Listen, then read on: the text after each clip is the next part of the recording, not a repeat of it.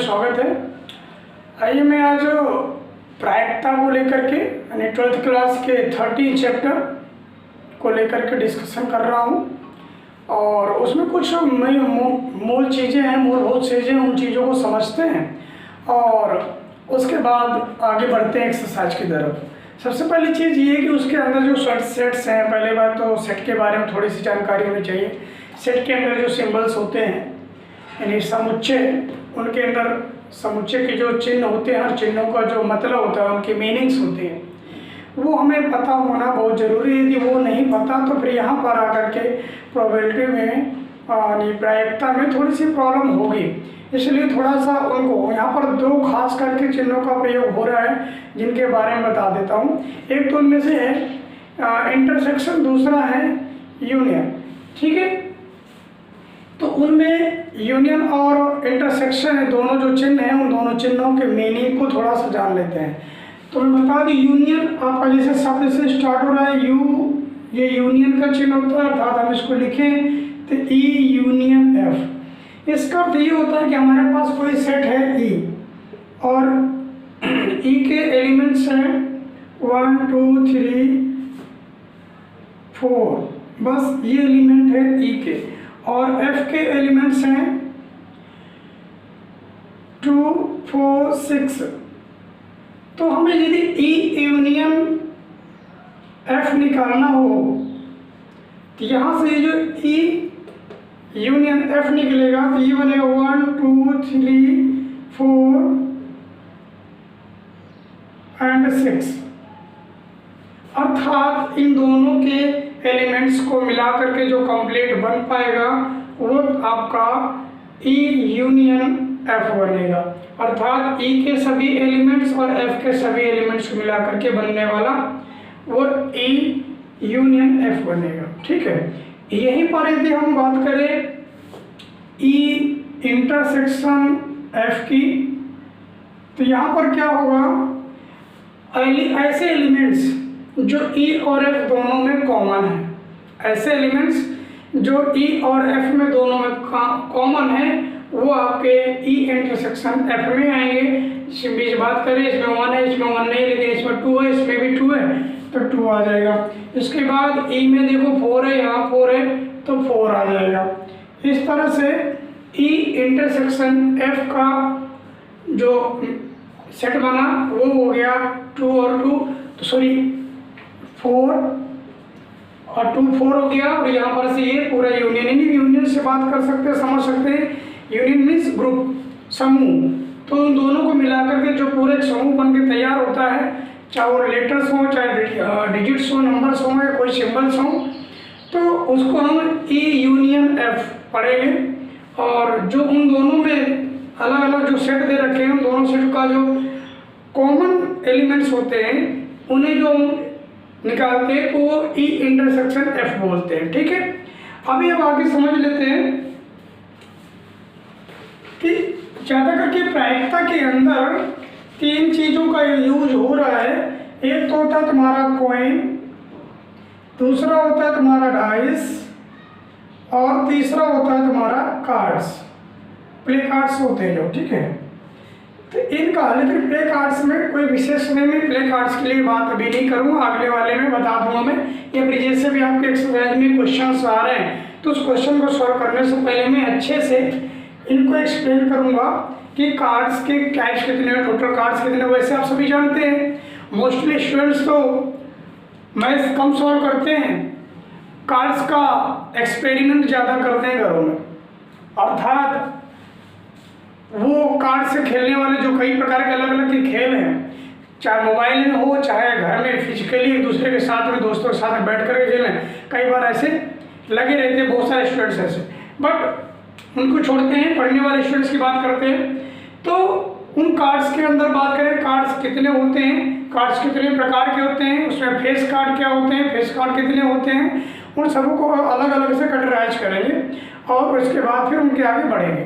ठीक है, तो अभी मैं बात करता हूँ जैसे कॉइन से रिलेटेड हमारे पास क्वेश्चन होते हैं, डाइस से रिलेटेड क्वेश्चंस होते हैं, तो उसको कैसे सॉल्व करना है। उसको सॉल्व करने क्या है, कई बार क्या हो जाता है, जैसे कह दिया जाता है किसी कॉइन को हमने 2 टाइम उछाला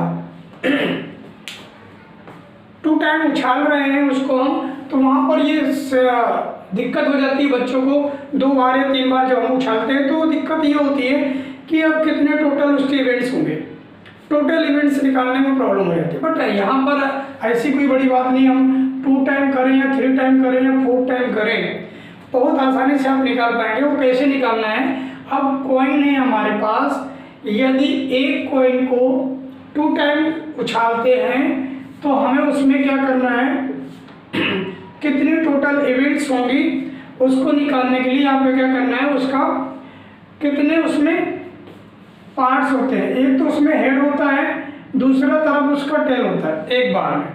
ठीक है, यदि एक बार उछालेंगे तो इन दोनों में इवेंट्स में कोई भी किसी की प्रायिकता हो सकती है। एक बार में 2 हुआ, 2 बार में 4 हुआ। तो मतलब क्या हुआ, जब भी कभी हमें कॉइन्स के टोटल इवेंट्स निकालने हैं तो हमें 2 का जितने कितने होते हैं इसमें 2 पार्ट्स होते हैं, तो 2 का हमें 2 की पावर हमें उतनी ही कर देनी है जितनी बार उस कॉइन को उछाल रहे हैं। ठीक है, यदि हमने 2 टाइम किया है तो पावर 2 हो जाएगा, यदि 3 टाइम कर रहे हैं तो 2 पावर 3 हो जाएगा, यदि 4 टाइम एक ही कॉइन को उछाल रहे हैं तो 2 पावर 4 हो जाएगा। 2 पावर 4 का मीनिंग क्या होगा 16। अर्थात जब हम एक सिक्के को 4 टाइम उछालते हैं तो 16 टोटल उसकी इवेंट्स हो जाएंगी। यदि 3 टाइम करेंगे तो 8 उसके टोटल इवेंट्स होंगी। ठीक है, उनको कैसे होंगी चलो एक बार देख लेते हैं। सपोज दैट एक कॉइन है आपका, उस कॉइन को आपने 2 टाइम उछाला है तो 2 पावर 2 यानी 4 होगा। 4 कैसे होगा चलिए देखते हैं। तो मान लो पहली बार उछाला तो उसमें हेड आ गया, ठीक है, ठीक है, और हेड और फिर बाद में हेड हो गया। 2 टाइम की बात करें तो पहले मान लो हेड आ गया, या फिर हेड नहीं तो हेड टेल आ गया, या फिर हेड टेल नहीं तो टेल हेड आ गया, या हेड टेल नहीं टेल टेल ही आ गया। देख पा रहे हैं, तो 2 जब हमने 2 टाइम उसको उछाला है तो ये 4 इवेंट्स हैं। इसी तरह हमारे पास जब 3 टाइम करेंगे तो उसको भी इसी तरह निकालेंगे। अब देखो बात करते हैं डाइस के। डाइस में टोटल कितने होते हैं डिजिट्स, तालुक की बात करें, सरफेस की बात करें तो 6 होते हैं। तो डाइस को भी जितनी बार उछालते हैं इस सिंगल डाइस को तो उतनी पावर लगाते हैं। सपोज दैट यदि हमने किसी डाइस को 3 टाइम उछाला है, फिर पूछा टोटल कितने इवेंट्स हुए हैं, तो 6 पावर 3 हो जाएगा। यदि 2 टाइम होता तो 6 पावर 2 हो जाता। या फिर यूं कहें डाइस 2 है, दोनों डाइस को एक बार उछाला जाता है तो 6 पावर 2 हो जाएगा। वही है, चाहे एक डाइस को 2 बार उछालो या 2 डाइस को एक बार उछालो, दोनों का मीनिंग सेम है, दोनों में सेम एलिमेंट्स होंगे। वही कॉइन पर डिपेंड करता है, कॉइन के साथ वही कंडीशन लागू होती है।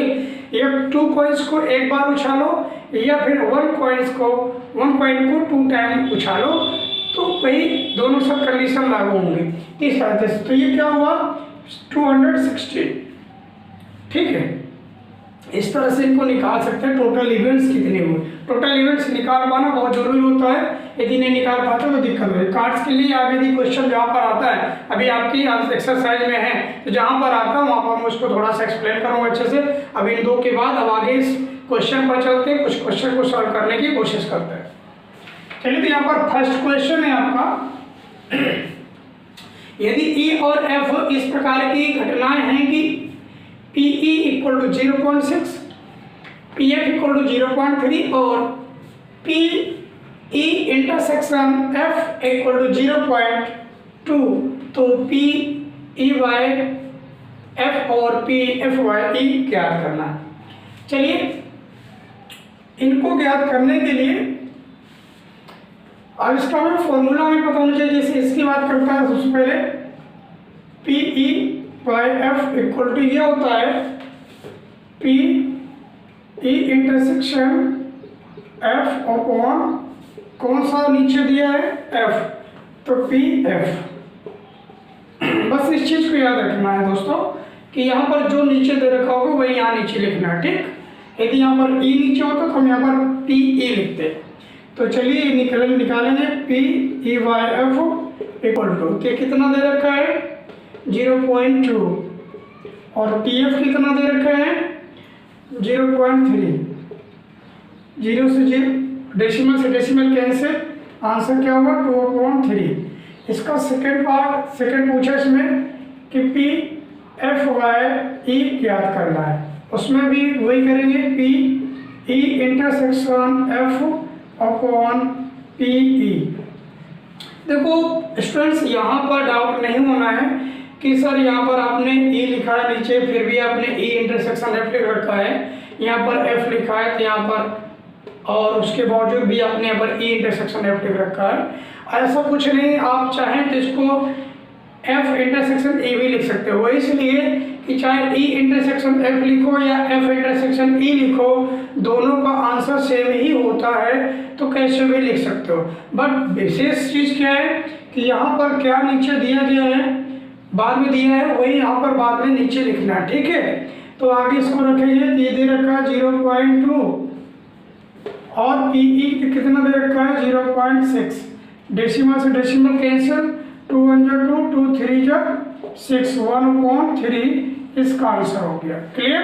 इस तरह से दोनों आंसर हो गया हमारे पास, एक ये और ये दूसरा आंसर ये, इस तरह से हम निकाल पाते हैं। देखिए अगला क्वेश्चन देखते हैं। सेकंड क्वेश्चन है कि पी ए बाई वी ज्ञात कीजिए यदि पी बी इक्वल टू 0.5 और P A intersection B equal to 0.32। तो देखिए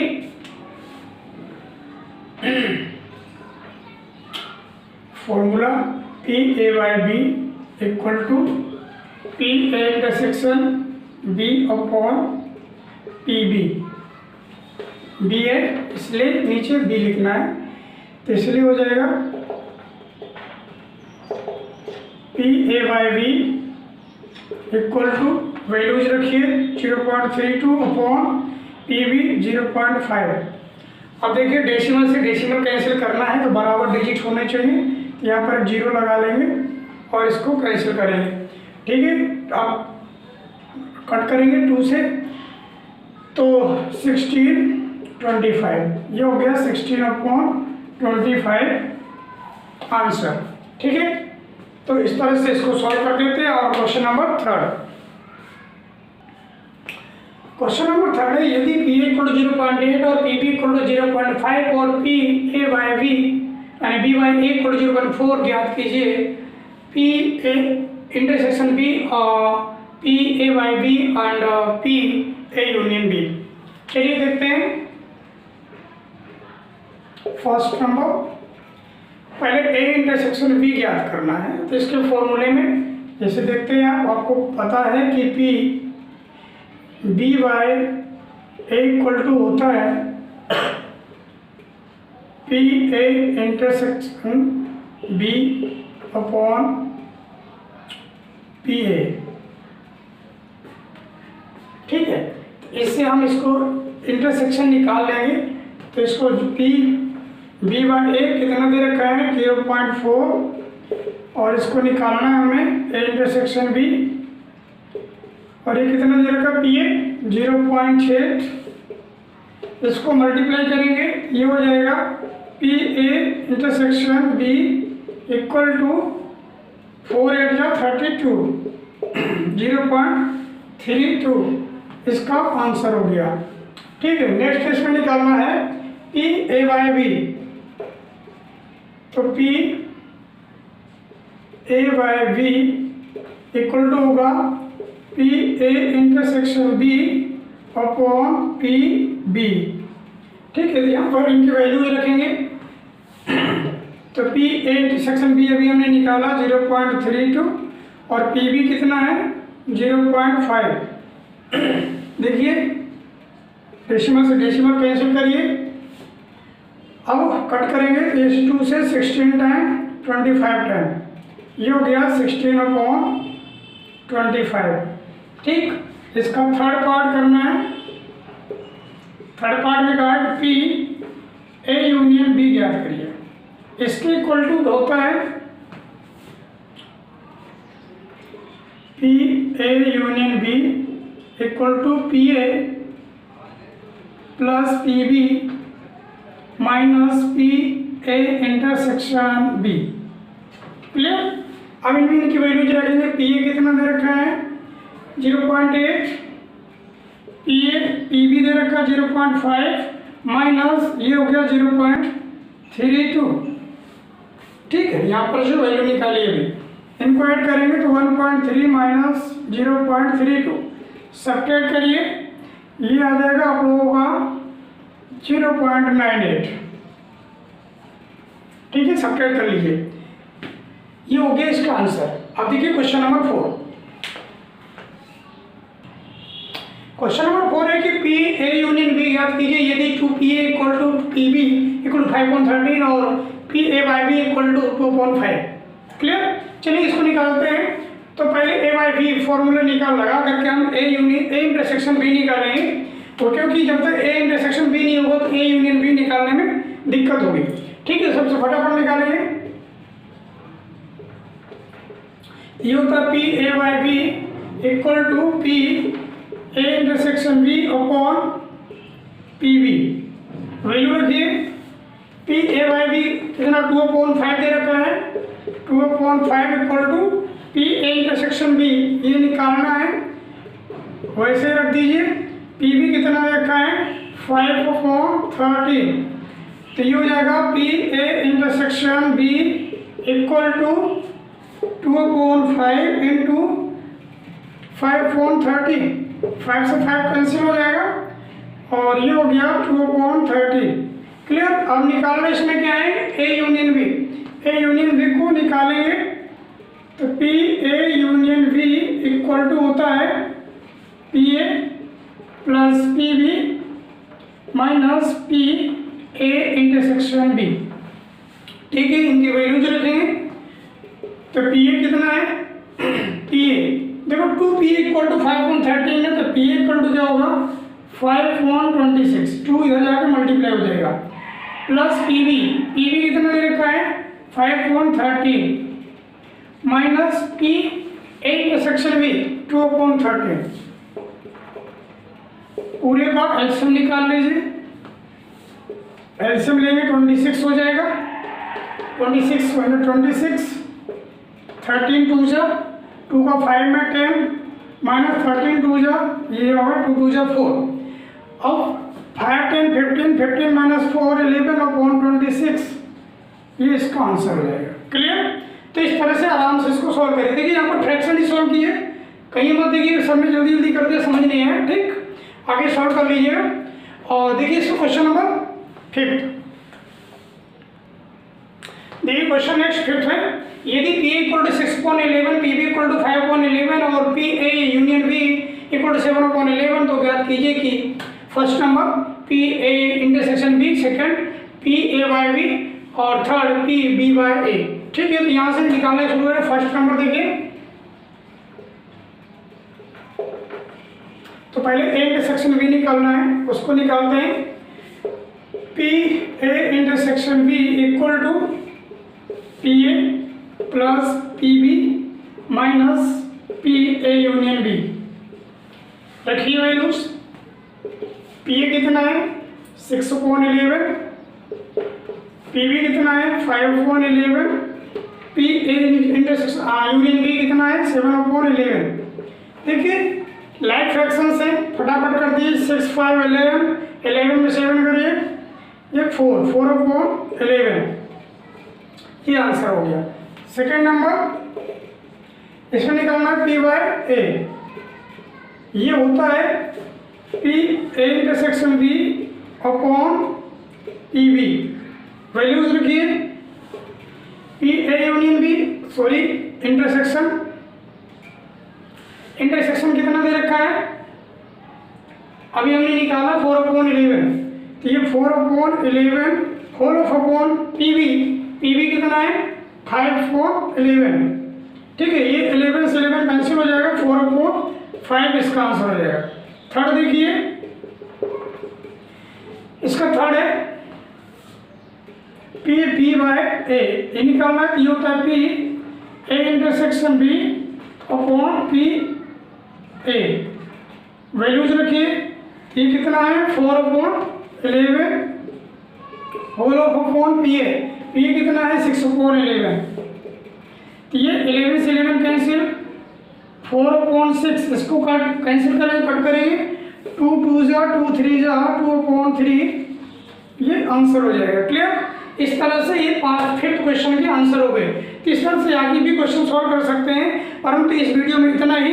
और आगे का सॉल्यूशन कंप्लीट देखने के लिए और अच्छे समझने के लिए, आगे वीडियो को प्राप्त करने के लिए आप यदि अभी तक आप लोगों ने चैनल सब्सक्राइब नहीं किया, प्लीज चैनल सब्सक्राइब कर दें। वीडियो यदि अच्छा लग रहा है प्लीज़ ज़्यादा से ज़्यादा इसको शेयर करें, कमेंट करें और लाइक करें। धन्यवाद दोस्तों।